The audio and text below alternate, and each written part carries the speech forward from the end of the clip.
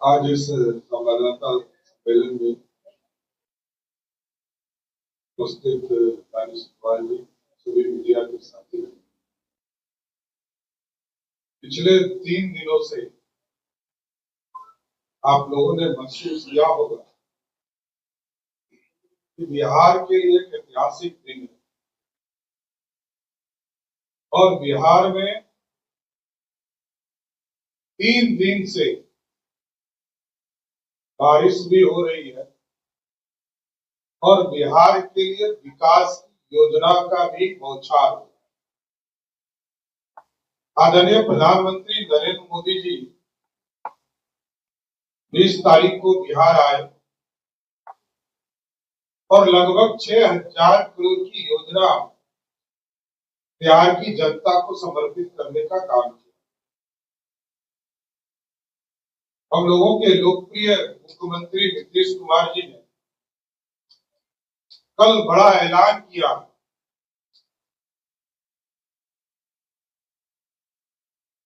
कि जो बिहार में सामाजिक सुरक्षा पेंशन है, वृद्धा पेंशन, विधवा पेंशन और दिव्यांग पेंशन, इसको जनता के बीच में संवाद करने के बाद 1,60,00,000 महिलाओं के बीच में जाकर 70,000 सेंटर पर बैठक की गई। उसके बाद जो फीडबैक महिला संवाद से आया, बिहार की जो बहनों ने आग्रह किया आदरणीय मुख्यमंत्री नीतीश कुमार जी से, उन्होंने लगभग 6 बड़े फैसले लिए। उसमें सामाजिक सुरक्षा पेंशन के लिए 400 से बढ़ाकर 1,100 रुपये, ये अपने आप में एक बड़ा फैसला था, क्योंकि लगभग 9,000 करोड़ से अधिक की राशि इसमें बिहार सरकार को देनी पड़ेगी और पूरा बजट लगभग 13,000 करोड़ रुपया साल का खर्चा। तो हमारी जो बहनें थी, जो वृद्धा पेंशन के लिए,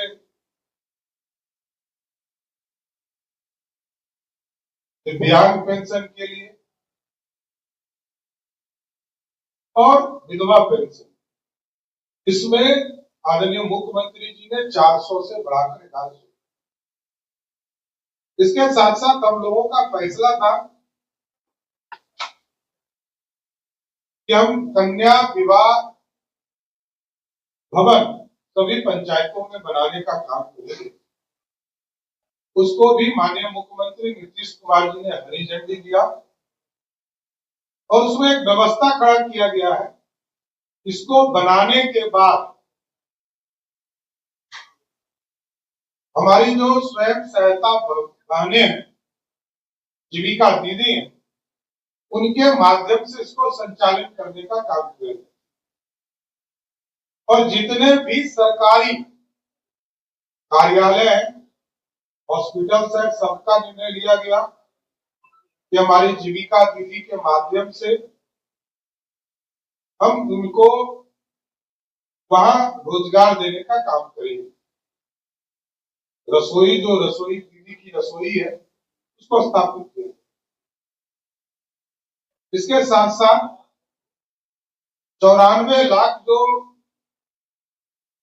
2022-23 के जनगणना जो बिहार सरकार ने सर्वे के माध्यम से कराया, उनके परिवार की योजना हम लोगों ने चालू कर दिया है। इसको यथाशीघ्र पूरा करने का भी फैसला माननीय मुख्यमंत्री नीतीश कुमार जी के द्वारा लिया और इसके साथ साथ जो जीविका दीदी की कैडर है, 1,40,000 जीविका दीदी कैडर में जो कर्मचारी हैं, उनके मानदेय को दुगना किया गया सीधा। इसलिए कल का दिन भी ऐतिहासिक था और आज का भी दिन ऐतिहासिक। आदरणीय देश के गृह मंत्री आदरणीय अमित शाह जी का आग्रह माननीय मुख्यमंत्री नीतीश कुमार जी का संकल्प कि जिस तरह प्रभु श्री राम की मंदिर का स्थापना अयोध्या में किया गया जन्म स्थान पर, उसी तर्ज पर बिहार सरकार मां सीता के जन्म स्थान पर एक भव्य सीता मंदिर बनाने का काम करेगी। और वो जो ट्रस्ट था उसको ऑर्डिनेंस लाकर सरकार ने उसको रद्द भी किया और आगे के दिनों में अभी जिलाधिकारी के देखरेख में चल रहा है। माननीय मुख्यमंत्री जी के निर्देश पर वहां चीफ सेक्रेटरी की अध्यक्षता में कमेटी बनाकर पूरी तरह मां सीता के जन्म स्थान को भव्य सीता मंदिर में स्थापित किया जाए। इसलिए ऐतिहासिक दिन है। और तीसरा जो एक महत्वपूर्ण योजना भारत सरकार ने लगभग 52 योजना पथ निर्माण के माध्यम से भारत सरकार ने लगभग 33,000 करोड़ रुपया बिहार के लिए तय किया, स्कीम तय किया, उसको नोटिफाइड कर दिया। तो आप समझिए कि पूर्ण रूप से बिहार के विकास के लिए नरेंद्र मोदी जी की सरकार और बिहार के लोकप्रिय मुख्यमंत्री नीतीश कुमार जी के नेतृत्व में लगातार योजना को सरजमीन पर उतारने का काम किया जा रहा है। इसलिए लगातार 3 दिनों से आपने देखा होगा कि कई चीजों को सरजमीन पर उतारने के लिए सरकार ने रूपरेखा तय कर लिया और आगे भी आदरणीय मुख्यमंत्री जी के निर्देशन में, क्योंकि बिहार आगे बढ़ रहा है और मैंने बार बार कहा है कि बिहार का इंफ्रास्ट्रक्चर लगभग कंप्लीट की स्थिति में है।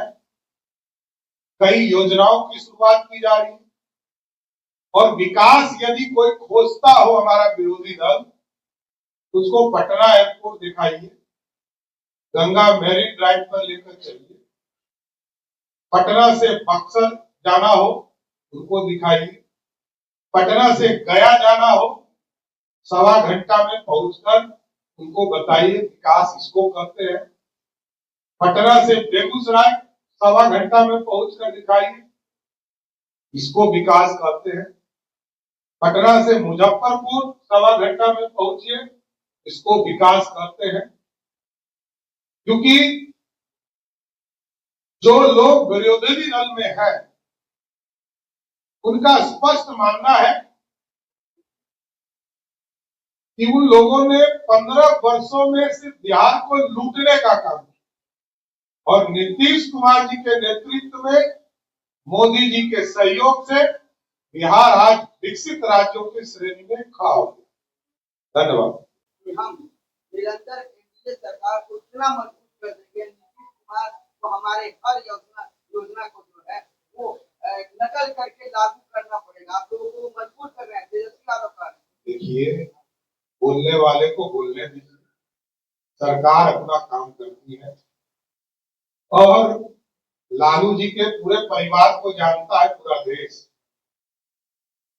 ये लोग भ्रष्टाचार के रिकॉर्ड बना सकते, विकास के रिकॉर्ड नहीं बना सकते। एक बार दम है लालू प्रसाद जी के परिवार में तो 15 साल और 20 साल का हिसाब लेकर बैठ जाइए और जनता तय कर देगी कौन विकास करता है, कौन सुशासन देता है।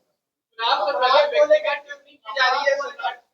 सम्राट जी, चुनाव से पहले व्यक्तिगत टिप्पणी की जा रही है, प्रधानमंत्री को पॉकेट मार तरीके के सब जो है प्रतिपक्ष के नेता कह रहे हैं, कैसे देखते हैं? अत्यंत ही दुर्भाग्यपूर्ण, मैंने तो कहा ही कि जिस घर में सिर्फ अपराधी ही हो, जिस परिवार में भ्रष्टाचारी ही हो और जिस परिवार के लोगों ने बिहार को लूटा है, वो सिर्फ बोल सकते हैं, इससे अधिक कुछ नहीं।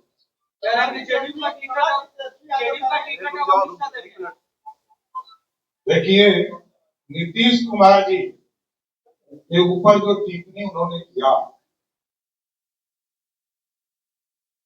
अचेत नहीं सचेत मुख्यमंत्री। और जानते हैं नीतीश कुमार जी इन भ्रष्टाचारियों के खिलाफ क्या कार्रवाई करें। और ये सचेत मुख्यमंत्री है, एक एक चीज को समझते हैं और एक एक चीज पे कार्रवाई करते हैं। और जहां तक जनता दल यूनाइटेड का मामला है और जिस तरह का बयान भ्रष्टाचार के युवराज दे रहे हैं, ये स्पष्ट दिखता है कि वो टेंशन में है। लालू प्रसाद जी का पूरा परिवार टेंशन में है कि सत्ता से तो हम चले ही गए हैं, आगे भी जमानत नहीं बचने वाली। तेजस्वी जी ने यह भी कहा है कि पेंशन को बढ़ाया गया है। वही तो मैं कह रहा हूं कि जनता को पता है कि कौन देने वाला है और कौन लूटने वाला है। ये लुटेरे लोग हैं, जनता को सिर्फ लूट सकते हैं लालू प्रसाद जी का परिवार, इससे अधिक कुछ। तेजस्वी जी कह रहे हैं कि नेता प्रतिपक्ष निवास के बाहर गोली चल रहा है, मुख्यमंत्री आवास से गोली चल रहा है, बिहार में हर सोशल और गोली चल रहा है, कहां से जुड़ा जा रहा है? देखिए, मुख्यमंत्री आवास से नहीं ना गोली चल रहा, मुख्यमंत्री आवास में कोई रैंसम नहीं मांगा जा रहा है, पंचायती नहीं हो रहा है मुख्यमंत्री जी के पास, पंचायती लालू जी करते थे, गोली चलवाते थे लालू जी, भ्रष्टाचार के प्रतीक थे लालू जी। तो जाके पहले पिताजी से पूछे ना, फिर जनता से पूछे।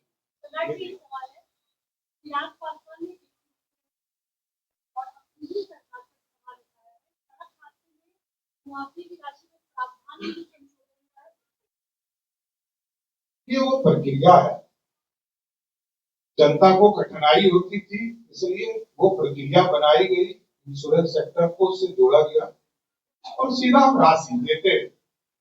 हम 4 लाख रुपया परिवार को उपलब्ध कराते हैं, इसलिए पूरी व्यवस्था बनाई गई है। जनता को के बीच में कोई घटना घटती है तो तुरंत सरकार उसके विपदा में उसको मदद करती है। तेजस्वी ने आरोप लगाया कि सीएम के बेटे जो निशांत है उनको पूजा पार्टी के लोग राजनीति में नहीं आने देना चाहते। ये नीतीश कुमार जी तय कर सकते हैं या उनका परिवार तय कर सकता है कौन राजनीति आएगा नहीं आएगा। ये लालू जी का परिवार कैसे तय करेगा? लालू जी कौन होते हैं या लालू जी का परिवार कौन होता है? ये नीतीश जी तय करेंगे, नीतीश जी का परिवार तय करेगा कि कौन राजनीति में आएगा नहीं आएगा। ये लालू यादव का परिवार तय करेगा कि नीतीश जी का बेटा आएगा कि नहीं आएगा। ये लोग लूटने वाले लोग हैं, बस लूटने का ज्ञान समझते हैं, इससे अधिक कुछ। बाढ़ से निपटने के लिए क्या रणनीति आगे लगता है कि जो डेवलपमेंट और इंफ्रास्ट्रक्चर की बात कर रहे हैं, इंडस्ट्री की बात कर रहे हैं, कोई भी इंडस्ट्री नहीं लग पाई और ये उनके शासनकाल में मैं ये कहना चाहता हूँ, ये पाप तो उनके आदरणीय पिताजी ने किया था, डर पैदा किया बिहार के लोगों को और लोग पलायन कीजिए। 90 से 2005 तक ही लोग पलायन किए, उसके बाद पलायन नहीं किया। 90 के पहले भी वो विकास नहीं मिल पाया था, लोग पलायन किए। लालू प्रसाद जी एकलौते विलन है बिहार में। बिहार का गब्बर कोई गब्बर सिंह है, उसका नाम है लालू प्रसाद। और लालू प्रसाद जी बिहार की राजनीति में जब तक है, लोगों को तो डर लगेगा कि कहीं लालू यादव नहीं आ जाए, लेकिन इथेनॉल प्लांट लगे। और आपको मैं बताना चाहता हूं कि देश और दुनिया में कहीं भी पता करें, चाहे वो पेप्सिको हो या उससे जुड़ी हुई कई संस्थान हो, जितना बॉटलिंग प्लांट यहां स्थापित हुआ देश के किसी कोने में नहीं। लेकिन इसके बावजूद मैं कह रहा हूं कि बिहार को इंडस्ट्री हब बनाने का एक मौका जनता से मांगा और यह स्पष्ट है कि 2025 से 30 तक जो इंफ्रास्ट्रक्चर और सुशासन नीतीश कुमार जी के नेतृत्व में खड़ा हुआ है, 2025 से 30 में एक एक व्यक्ति को चिन्हित करके बिहार लाने का काम बिहार की सरकार करे। आप लोगों ने सम्राट जी करके आप लोगों ने जो वादा कर रहे थे उसका नकल किया और एक सवाल और पूछ रहा है कि 11 को किया गया है, बहुत सारे ऐसे राज्य जहां पर आपकी सरकार देखिए, मैंने कल ही कहा है कि अमिताभ बच्चन का फिल्म है दीवार, उसके अमिताभ बच्चन के हाथ पे लिख दिया गया था कि मेरा बाप चोर है। पूरा बिहार जानता है कि लालू यादव जी के राज में बिहार में 12 लाख लोगों को भी पेंशन नहीं मिलता था और आज 1,09,00,000 लोगों को सीधा पेंशन देने का काम नीतीश कुमार की सरकार कर रही है। और आज भी मैं सबसे आग्रह करूंगा कि जो विधवा बहनें हैं वो आवेदन दें, जो दिव्यांग भाई हैं वो आवेदन दें और जो वृद्धजन है जिनका 60 वर्ष से अधिक उम्र हो गया है वो अपना आवेदन दें, उनको भी जोड़ने का काम किया। क्योंकि एक तरफ घोटाले वाले लोग हैं और एक तरफ सुशासन करने वाले लोग, ये लोग भ्रष्टाचारी हैं। बाप हो, माए हो, बेटा हो, बेटी हो, कितने दूर तक जाइएगा सिर्फ अपराध ही दिखेगा और भ्रष्टाचार ही। मुख्यमंत्री जी एक सवाल है,